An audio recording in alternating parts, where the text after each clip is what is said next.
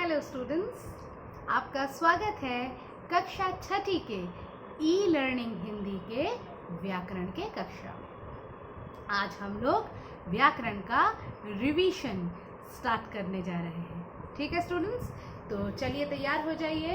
अच्छा, पहले एक बात बता दूं, हो सकता है मैं पेज नंबर वाइज या एक्सरसाइज पकड़ के वैसे आपको रिवीजन ना करूं।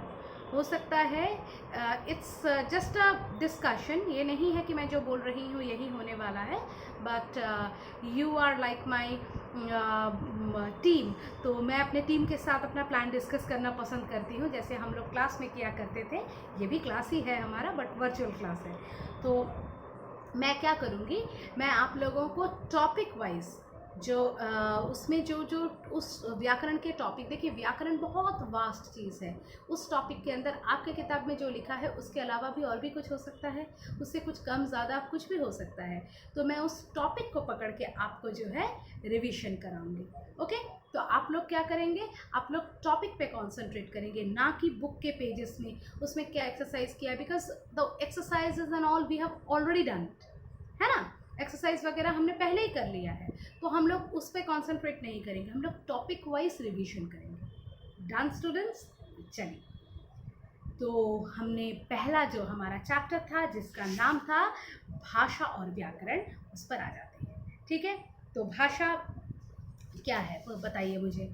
भाषा एक साधन है, एक ऐसा साधन है जिसके द्वारा हम लोग क्या करते हैं, अपने भावों और विचारों का आदान प्रदान करते हैं। भाषा वह साधन है जिसके द्वारा हम अपने भावों और विचारों का आदान प्रदान करते हैं। ठीक है, उसके बाद भाषा के रूप, भाषा के जनरली दो रूप होते हैं, एक है मौखिक भाषा, एक है लिखित भाषा। इसके अलावा भी भाषा का एक और रूप है जिसको कहते हैं सांकेतिक भाषा। लेकिन सांकेतिक भाषा को मतलब हम लोग यूज़ उतना नहीं करते हैं, या उसको व्याकरण में हम लोग अलग से नहीं पढ़ते हैं, क्योंकि उसमें जो है अराजकता की सृष्टि होती है, कन्फ्यूजन की सृष्टि होती है। इसलिए हम लोग जो है उसको उतना जो है मतलब क्या बोले, उसको उतना तवज्जो नहीं देते हैं। तो हम लोग सांकेतिक भाषा है ये जान के रखते हैं, लेकिन वो इस्तेमाल में नहीं है, ऐसा ही हम लोग सोचते हैं। तो हम लोग भाषा के मुख्य रूप से दो रूप पढ़ते हैं, एक है मौखिक भाषा, दूसरा है लिखित भाषा। ठीक है, तो भाषा का जो मौखिक भाषा है उसमें हम अपने विचारों को बोलकर प्रकट करते हैं, और जो मतलब सुनने वाला है वो सुनकर हमारे आशय को ग्रहण करता है। हम बोलते हैं और सामने वाला सुनकर उसके आशय को ग्रहण करता है। और इसी तरह से भाषा का जो लिखित रूप है उसमें हम जो है भाषा को लिखकर व्यक्त करते हैं, उसको लिपिबद्ध करते हैं, और सामने वाला जो है, सामने वाला है भाषा को पढ़कर उसके आशय को ग्रहण करता है। तो यहाँ पर हमने कुछ शब्दों की चर्चा की। एक तो है बोलना, उसके बाद है सुनना, फिर है लिखना, फिर पढ़ना। तो ये बोलना, पढ़ना, लिखना, सुनना, यही हमारे भाषा के 4 कौशल हैं। तो भाषा के टोटल कितने कौशल हैं? भाषा के टोटल 4 कौशल हैं। और कौन कौन से हैं?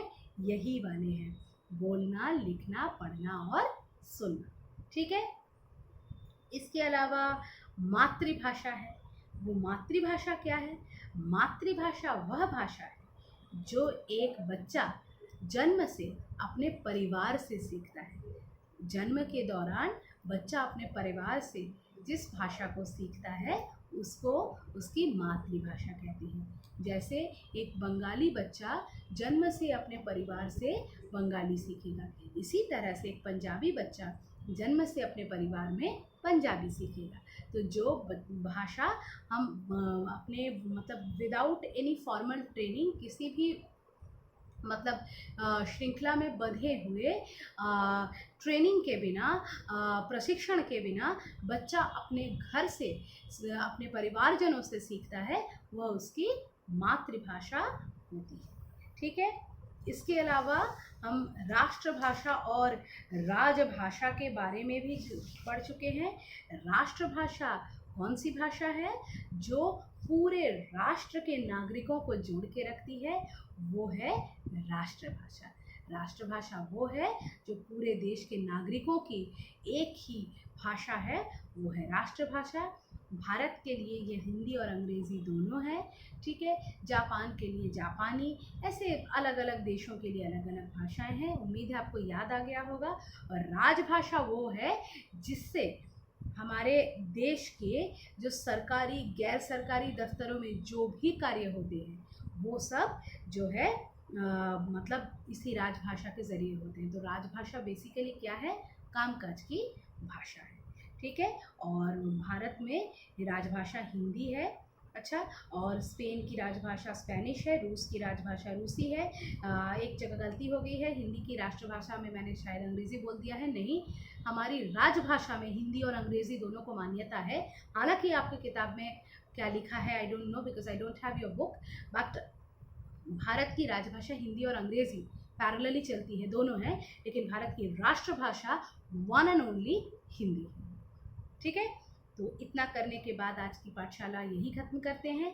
नेक्स्ट हम लोग क्या करेंगे, नेक्स्ट हम लोग इस चैप्टर के रिमेनिंग पार्ट्स को पढ़ेंगे।